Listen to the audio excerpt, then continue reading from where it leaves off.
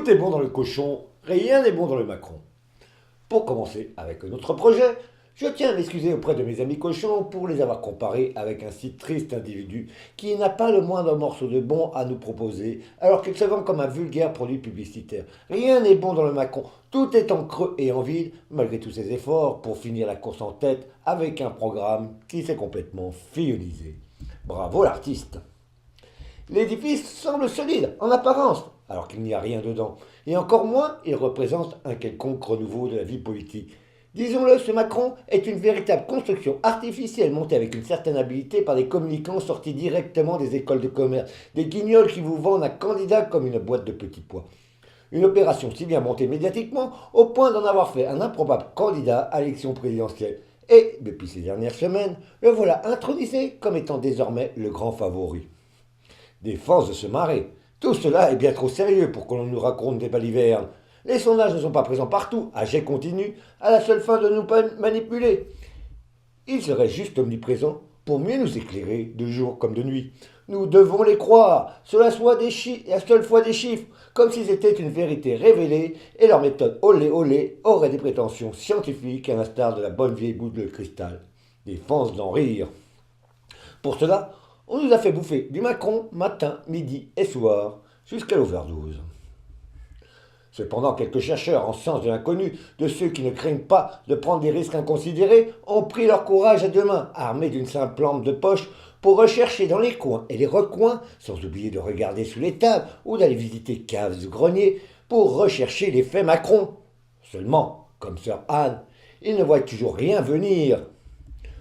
Tout cela serait donc bien joli dans un monde de bisounours. Pourtant, à y regarder de plus près, cela ressemble de plus en plus à une gigantesque entourloupe plutôt qu'à l'apparition d'un mouvement spontané qui aurait dû se mettre à fleurir mille fleurs pour s'épanouir dans les moindres villages de l'Hexagone et de ses territoires d'outre-mer. Sans jamais l'avoir demandé, ni commandé, ce produit nous est vendu à marche forcée, clé en main, par les médias, comme si c'était un véritable phénomène de masse. Pourtant, on a beau chausser ses lunettes, puis ses jumelles, sa longue vue, son télescope, et même après une observation au microscope, il n'y a rien.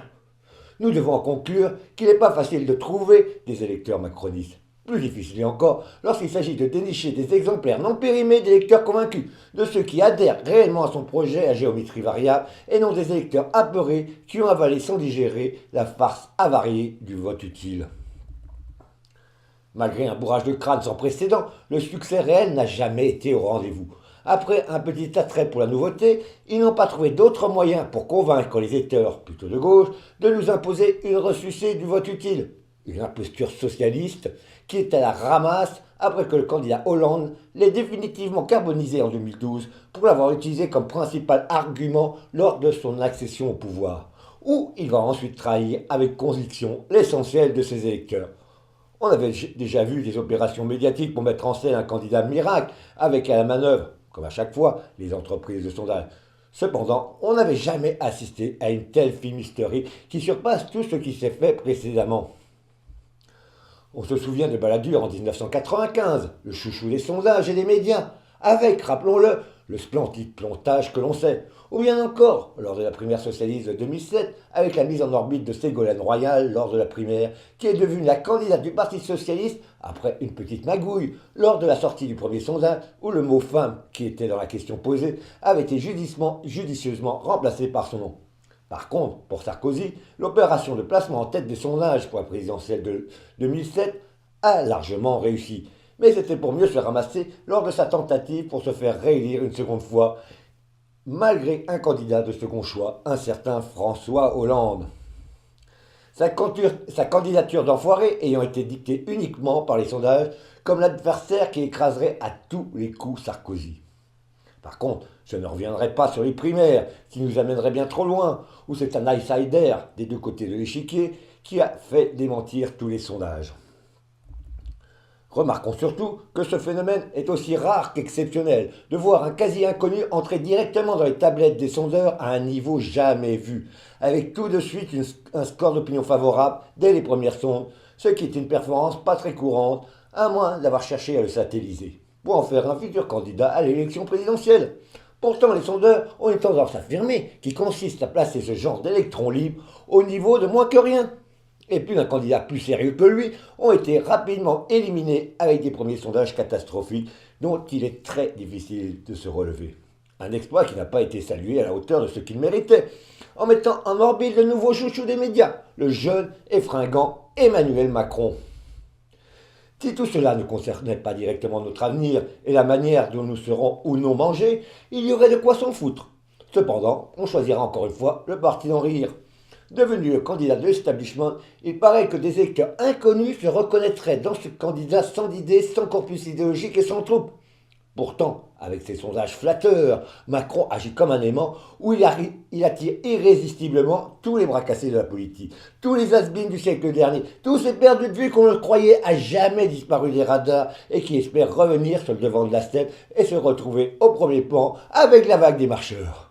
Ainsi, tous les opportunistes se sont donné rendez-vous au troquet En Marche, au point de recouvrir l'ensemble des courants politiques et de ressembler à un bordel fréquenté par tous ces élus et anciens élus en mal de reconnaissance. Macron n'est rien, c'est un homme tenu qui ne tient la barre que par l'illusion des sondages qui lui sont extrêmement favorables et par quelques meetings d'avant-campagne où il est arrivé à réunir un peu de monde autour de lui, même s'il a largement exagéré les chiffres de ses spectateurs. Au point que certains se sont demandé si ce n'était pas une claque qui avait fait venir spécialement pour l'applaudir, et que ce public fictif n'était là que pour faire présence. Il est plus probable qu'ils n'ont pas été payés, mais ils lui ont été fournis par ses principaux soutiens dans le monde des affaires, qui ont dû convier une partie de leur personnel pour aller lui faire la claque. C'est que cette question se pose d'autant plus vivement lorsque l'on voit que cette influence n'a eu aucune répercussion sur sa chaîne YouTube. En principe, si ce public venu le voir étaient des gens vraiment convaincus par ce tout nouveau mouvement, ils iraient en masse revoir leur idole sur cette plateforme vidéo et conseilleraient vivement à leurs amis de le faire. La rediffusion de ces meetings, comme la plupart de ces vidéos, ne recueille que des scores minables. Et en plus, une grande partie de ces commentaires sont très acerbes envers Macron, où il recueille une majorité de pouces rouges. Ce qui veut dire que c'est soit des opposants qui viennent pour s'informer ou pour le dénigrer, soit ce sont des gens qui pensaient peut-être voter pour celui-ci et qui n'ont pas été convaincus. Il est donc clair que ceux qui vont à ces meetings ne jugent pas utile de le revoir sur YouTube, ni d'en faire autour d'eux la promotion. C'est d'autant plus curieux que ceux qui vont sur cette plateforme sont plutôt jeunes à très jeunes, alors que le public de ces meetings était justement composé de très nombreux jeunes.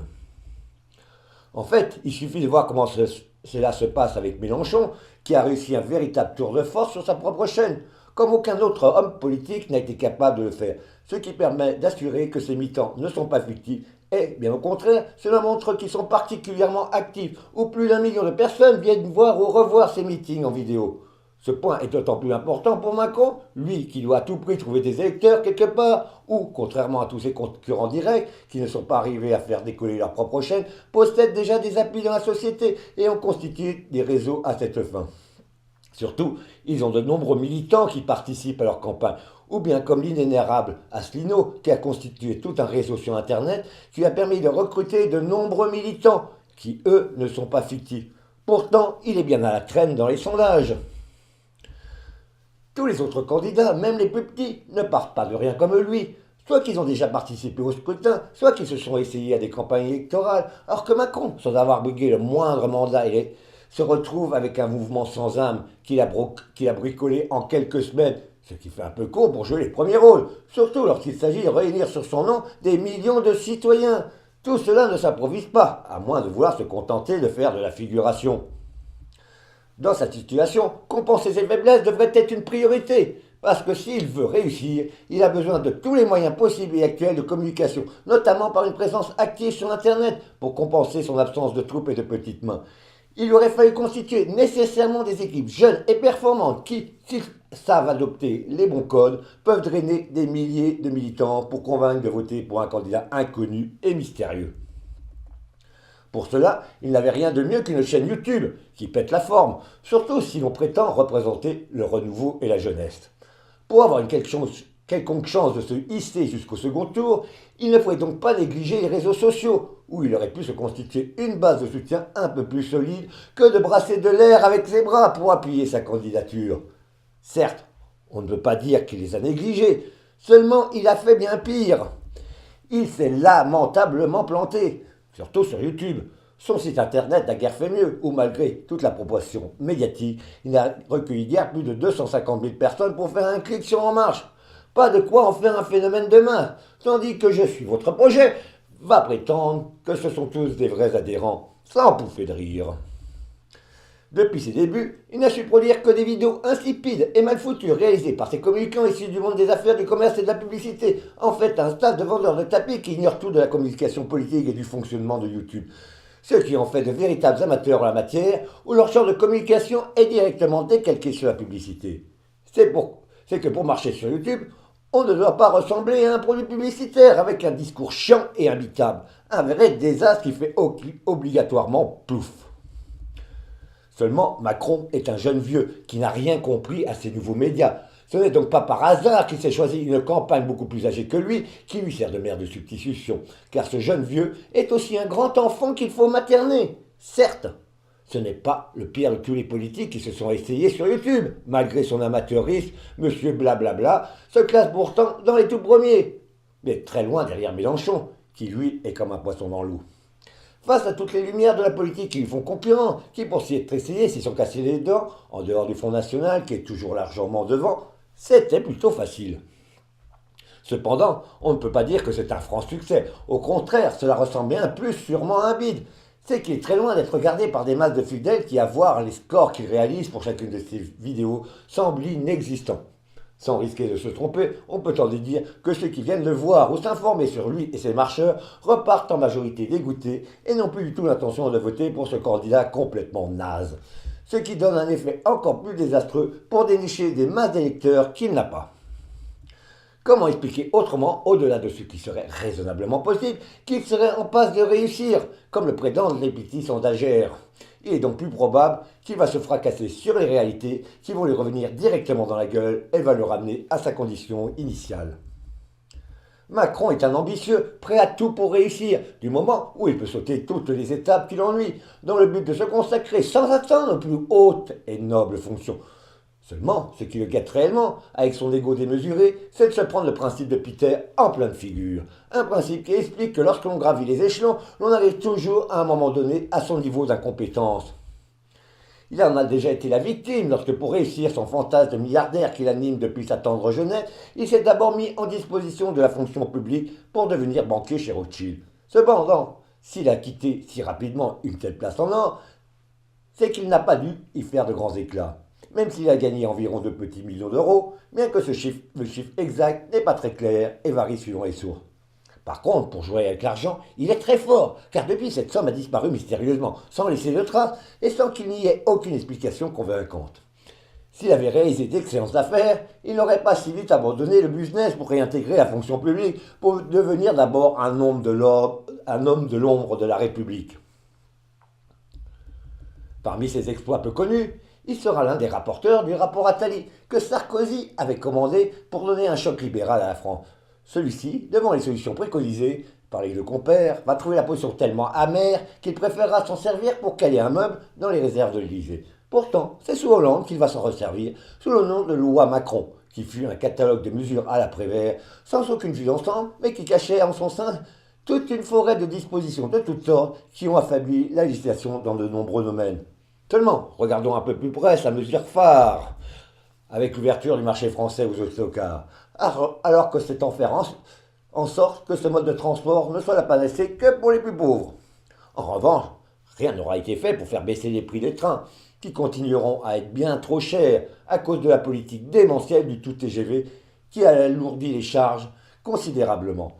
Pourtant, le train est un moyen de transport collectif efficace et confortable, mais désormais il sera réservé à ceux qui en ont les moyens et dont on aura exclu les moins fortunés. Le discours est clair, c'est que tous ces gens-là, surtout les jeunes, peuvent se passer du train, vu qu'ils pourront toujours se déplacer en bus. Certes, en prenant plus de temps, dans un confort très relatif et en encombrant les routes. Voilà un parfait exemple du macronisme en marche. En fait, Macron va s'inspirer de Sarkozy, qui lui aussi court après la fortune, malgré avoir été maire et avocat d'affaires à Neuilly, où se situent les sièges sociaux des principales entreprises françaises. Notre petit homme n'est jamais arrivé à s'enrichir, tellement il était mauvais en affaires, au point de voir la présidence de la République comme un tremplin pour faire fortune. Macron a donc bien compris que pour un avocat d'affaires ou pour un banquier médiocre, sauter sur la présidence de la République peut offrir de grandes perspectives pour l'après-mandat, où l'on peut se servir de son carnet d'adresse et du prestige de la fonction pour s'enrichir à bon compte. D'autant plus que Macron espère être très largement récompensé pour service rendu s'il est fois y accéder à la présidence et s'il devait appliquer la politique de flexibilité qui lui sera fournie sous forme de loi déjà rédigée par ses riches amis. Cela ne changera rien au système en décomposition. En revanche, il installera une politique antisociale, bien plus encore qu'il laisse entendre dans son programme. Ce qui est inquiétant dans les prétentions de Macron, c'est qu'il ne semble pas être un très bon gestionnaire, mais plutôt un spécialiste en optimisation fiscale. Ainsi, bien qu'une commission chargée de la transparence de la vie politique saisie par l'association Anticorps ait affirmé qu'il n'y avait rien à redire, la déclaration de ressources qu'il vient de déposer, comme tous les autres candidats, est un véritable chef-d'œuvre. Pourtant, après avoir chaussé ses lunettes et en comparant celle-ci avec la déclaration qu'il avait faite pour devenir ministre, de nombreuses questions se posent sur la manière de gérer son patrimoine. Bien qu'il soit difficile de tout comprendre à ce jonglage fiscal, seule une enquête approfondie permettrait de les expliciter. Voilà pourquoi je n'entrerai pas dans les détails. On remarquera cependant que M. Macron disposait de 2 biens immobiliers en 2014 et qu'il n'en a plus un seul aujourd'hui. Seulement, au lieu d'avoir une valeur équivalente de ce que représentaient ces biens, c'est comme si l'argent de ceux-ci avait en grande partie disparu. Il a bien remboursé un prêt qu'il avait contracté pour acheter l'un des deux, dans lequel il avait fait faire d'importants travaux. Pourtant, il n'en tire aucun bénéfice apparent, tandis que la mise de fonds, les mensualités déjà remboursées, semblent s'être évaporées. Enfin, même s'il écarte quelques miettes sur ses différents comptes en banque, en tout et pour tout, le fait qu'il ait contracté un autre prêt, c'est comme s'il ne lui restait plus rien, une misère en définitive, sans qu'il n'ait plus aucun autre bien à son nom. Le voilà, comme un parfait illusionniste. À vrai dire, il doit être un champion du bon taux. Voyez ma fortune, je la place là, sous l'un de ces 3 verres, puis je les place sous vos yeux, l'un à la place de l'autre, et hop, et hop, et hop, voyez-le vous-même, il n'y a plus rien dessous. Devant un si joli tour de passe-passe, il y avait donc largement de quoi s'interroger sur la manière dont il gère son pognon, avec des mouvements financiers pour les moins troubles, où notre banquier serait comme par miracle, serait le moins fortuné parmi les 11 candidats. Bravo, félicitations, le coup est splendide. D'ailleurs, il devrait en causer à Fillon, qui, lui, de son côté, a osé prétendre qu'il serait moins riche que Mélenchon, ce qui devrait prêter à rire jaune. Pas de doute, certains d'entre eux savent s'entendre comme larrons en foire dès qu'il s'agit d'optimisation fiscale. Dans ces conditions, comment pourrait-on élire un président qui serait aussi fâché avec les chiffres, ou bien qui en jouerait à son seul profit, au lieu de se faire le garant de l'intérêt général? Avant d'en arriver là, il doit d'abord résoudre une importante question. Le problème de M. Macron, c'est qu'il lui faudrait d'abord avoir des électeurs pour être élu.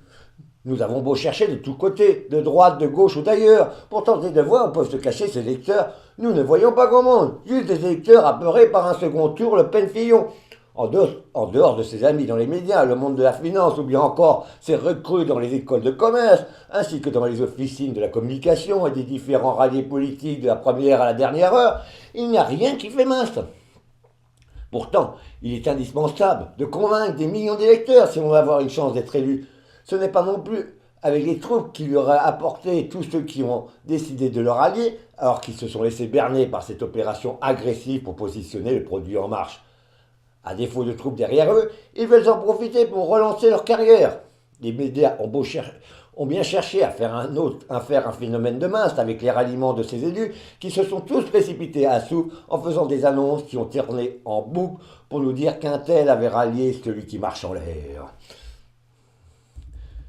Ces ralliements sont venus de tous les côtés de l'échiquier politique, d'Alain Madelin à Robert Hue, de Douste Blazy à Daniel Vaillant, ainsi que Daniel Cohn-Bendit encadré par Corinne Lepage et Serge Lepelletier, sans compter Hollande en embuscade qui le soutient sans le dire, mais le fait savoir au point de brouiller encore plus le message.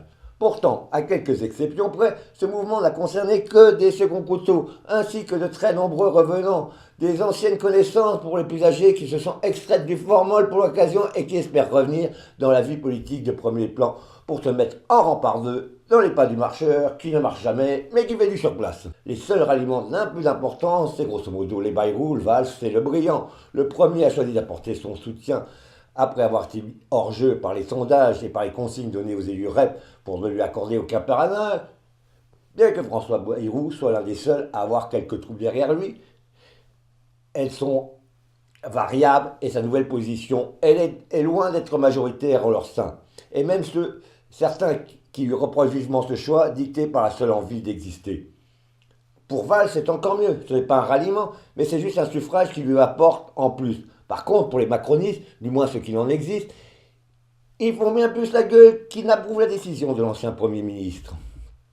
Parce qu'ils les plombent encore un peu plus. Par contre, les valsistes suivront les consignes du patron, et même s'ils ne sont pas très nombreux dans le pays, ils comptent de nombreux élus.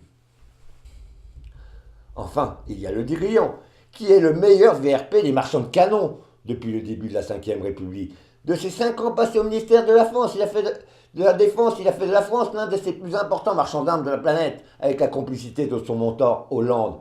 L'homme, bien qu'inexistant sur la scène nationale, a par contre un véritable réseau en Bretagne. En somme, si nous résumons bien, seuls les sondages peuvent tenter de créer un phénomène de masse qui n'existe pas. Car ils ont beau tout faire pour prétendre que ce Macron serait le favori, on ne voit pas les troupes macronistes à peu près nulle part.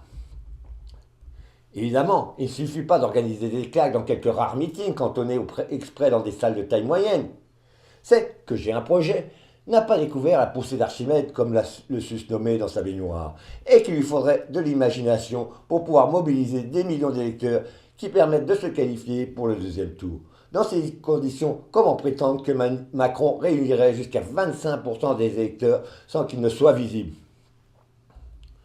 Pourtant, pour ceux qui s'y connaissent vraiment en matière d'élection, il existe une règle non écrite, mais qui est incontournable. C'est qu'il est impossible de remporter une élection nationale sans des réseaux qui drainent de la large part de la population et qui vont servir de relais à un vote de masse pour un candidat ou un parti politique. Pour cela, il ne suffit pas seulement de s'appuyer sur un parti politique solide, mais sur tout un réseau d'associations et de syndicats, et notamment les organisations sportives, avec au sommet du système l'instrumentalisation du football, de ses clubs et de ses centaines de milliers d'adhérents. Sans cela, sans toutes ces petites mains qui drainent des électeurs pour qu'ils fassent le bon choix, il est pratiquement impossible de faire venir sur son nom des millions d'électeurs et de prétendre à la victoire.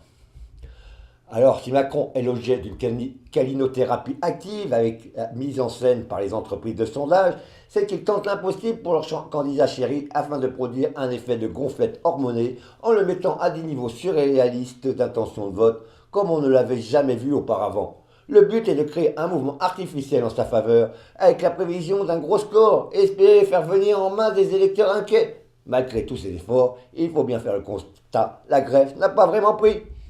Au lieu d'un mouvement de masse, on est à la kermesse avec des animations de foire et quelques poignées de fidèles. Il faut vraiment être aveuglé, comme tous ces communicants qui se prennent pour des journalistes, pour faire semblant d'y croire, alors que les exemples récents ne manquent pas, où ils ont participé à relayer quelques véritables plantades concoctées par les entreprises de sondage qui cherchent par des manœuvres subtiles à influencer le vote. Pour leur ami Macron, comme ils se sont tous penchés sur son berceau, il se livre avec les yeux de chimère à une manipulation comme on a rarement vu, malgré de nombreux doutes sur la consistance réelle de ce candidat, qui normalement aurait dû être classé dans les petits candidats. Mais personne dans les médias n'ose mettre en cause ces chiffres délirants, même si les écarts se sont depuis beaucoup resserrés, au point que les 4 premiers prétendants sont désormais dans la marge d'erreur, conformément à ce qu'avait prédit mon institut de sondage personnel. Qu'importe la justesse et la conscience scientifique, le comité bidule sur la transparence de la vie politique a regardé 500 sondages déjà parus pour cette élection et n'a rien trouvé à y redire. Pour celui-ci, ces entreprises en sondage font globalement bien leur boulot, alors qu'elles sont passées pour l'essentiel aux moyens le moins fiables à leur disposition. Cela consiste à réaliser leurs sondes presque exclusivement sur Internet avec des volontaires plus ou moins rémunérés. Leurs prétentions scientifiques, qui étaient largement exagérées, ne reposent désormais sur rien, malgré tous les critères qu'ils utilisent pour avoir un panel représentatif de la population. Seulement, un panel de volontaires recrutés sur Internet n'a vraiment rien de représentatif, ou il est biaisé à la base, ce qui favorise automatiquement les tendances dominantes. Surtout si en plus certains groupes s'arrangent pour que s'inscrivent un grand nombre de panélistes issus de leurs militants, ou pire encore, si les volontaires sont venus pour les bénéfices que l'on peut s'y faire, Ces derniers préfèrent répondre ce que les sondeurs espèrent entendre pour qu'ils soient le plus souvent choisis. Avec ce système tronqué, c'est la prime à celui dont on parle le plus et permet de comprendre pourquoi Macron a été largement favorisé. D'ailleurs, comme ce sujet demanderait une analyse beaucoup plus poussée pour montrer en détail les méthodes qui ont été utilisées pour positionner la baudruche Macron en favori et qui lui a permis de jouer sur le devant de la scène, malgré le retard accumulé pour des raisons techniques, où je vais faire d'abord une autre vidéo pour l'expliciter, car avant, il est indispensable d'étudier le fonctionnement des sondages et des entreprises de sondage pour comprendre les manières et les biais qui peuvent influencer le résultat dans le sens souhaité sans que cela soit toujours fait volontairement. Il s'agit donc de voir comment ils sont utilisés pour influencer la vie politique et obtenir ce qu'il faut pour maintenir ce système en place, un système qui leur convient tant. C'est qu'il est vraiment utile de se livrer à une analyse approfondie sur la plus grosse supercherie jamais organisée par ces messieurs des sondages, où l'influence de ces entreprises et de leurs actionnaires font ou défont des carrières. Dans un monde normal, après tant de revers, ces entreprises commerciales qui se cachent sous le nom pompeux d'instituts dont ils abusent à la fois du nom, du sérieux et de la renommée devraient être décrédibilisées à tout jamais. Le produit Macron est désormais démodé et ses succès médiatiques salués par les médias sont tels qu'il a fait flop à chaque apparition dans un débat, au point que le candidat se cache de plus en plus et laisse à des seconds couteaux l'honneur de le représenter. À tel point que cette situation assez exceptionnelle ou à quelques petites semaines du premier tour, ce n'est pas lui en personne qui vient aux émissions radio ou télé où il a peur de se faire étrier et préfère se faire remplacer par tout et n'importe qui. Un véritable succès qui consiste à laisser à sa place un rallié de la dernière heure, à quelqu'un qui doit passer un tiers de son temps à se justifier pour essayer de montrer qu'il n'a pas trahi sa parole et qu'il a rejoint quelqu'un dont il dénonçait très vivement la posture quelques semaines auparavant. Aujourd'hui, le frustré de Rugy, qui fait un gros complexe sur ses origines aristocratiques, parle le Macron dans le texte, alors qu'il a servi la soupe à Hollande pendant un quinquennat. Il espérait tant se voir offrir un mystère qu'il n'obtiendra pas, qui vient désormais déverser sa rancœur sur cet amour déçu. Lui, tout content, il explique que son nouveau mentor lui aurait dit qu'il accueillait tout le monde sans distinction et du moment où il adhérait au projet, chacun pouvait garder ses convictions politiques sans rien en changer. Exactement ce qu'avait dit Sarkozy lorsqu'il débauchait quelques socialistes ou apparentés, comme Bernard Kouchner, pour les inclure dans son gouvernement de l'identité nationale heureuse, sous la direction de son collaborateur Fillon, au point qu'en peu de temps, ils avaient tous renié leurs convictions et devenaient les meilleurs alliés de sa politique de casse sociale pour ses amis milliardaires. Macron fera la même chose, mais avec une expérience en plus, ce qui est inquiétant, surtout si l'on se rappelle la grande difficulté qu'a eu Sarkozy pour revêtir les habits de président de tous les Français, ou le manque de vision pour l'avenir du pays de l'ex-président Hollande, qui n'avait pas d'expérience du pouvoir et a réussi à être le plus mauvais président de la Ve République, à égalité avec son prédécesseur. Ceux qui ont rejoint En Marche le tortillard Macron ont ainsi vendu leur âme au diable de la finance. Tout cela à cause de ces sondages qui ont cherché à imposer le meilleur candidat du système, dont j'ai un projet en est l'exemple le plus abouti. Car c'est tout simplement leur création. Le produit qui s'est démodé aussi vite qu'il est arrivé, au point que la fin de sa campagne a tourné à vide, d'autant que sa surreprésentation médiatique a atteint la saturation. Sans compter que ses succès médiatiques, toujours salués par les médias, sont tels qu'ils n'arrivent pas à convaincre grand monde, à force d'être d'accord avec tous les autres candidats. Il ne disposerait jamais d'une véritable majorité pour mettre en œuvre la potion infecte qu'il voudrait imposer au pays. Croire comme lui qu'il aura cette majorité en expliquant que depuis 1958 cela a toujours été le cas, c'est amusant. Seulement Macron devrait essayer de mieux relire ses fiches, notamment celle intitulée Être président de la République pour les nuls, afin de lui rappeler que cette question ne s'est posée qu'à partir de 1981 avec la victoire de François Mitterrand. Enfin, s'il était élu, ce serait la première fois qu'un candidat sans militant accéderait à la présidence de la République et avec un général sans trou, il est encore plus invraisemblable que son mouvement ait une quelconque majorité. Surtout avec des candidats parfaitement inconnus et sans expérience politique. J'ai un projet, n'est pas dans la réalité, il est dans ses rêves. Répétons-le, rien n'est bon dans le Macron. Alors pour ceux qui voudraient voter pour cette foutaise de vote utile, il faut le dire, il n'existait qu'un seul vote utile, c'était le vote Mélenchon. Celui qui a posé les bases pour une 6ème République, qui devait mettre un terme définitif à cette mascarade d'élection présidentielle, du moins sous cette forme. Aujourd'hui, on découvre stupéfié que la cinquième n'est plus qu'une république bananière en complète déliquescence. Comme le prouve le résultat du premier tour, dont la sincérité n'est même pas garantie, vu toutes les choses qui se sont passées avant et pendant l'élection, et qui a permis à une nationaliste hagarde, tombée dans le chaudron de la préférence nationale dès sa prime jeunesse, se retrouve par les mystères des bas-fonds électoraux et l'incroyable miracle d'une résurrection face à un inconnu ambitieux et sans scrupules. Depuis, on assiste avec consternation au bal des hypocrites et des opportunistes. Pour soutenir cet aventurier de l'extrême finance, celui qui n'est qu'un clone du général Boulanger, qui ose se faire passer pour le sauveur suprême, alors qu'il n'est qu'une marionnette des milieux d'affaires, qui ont tenté un incroyable coup que l'on peut saluer sans hésiter, pour son audace, afin de sauver un système qui leur convient si bien.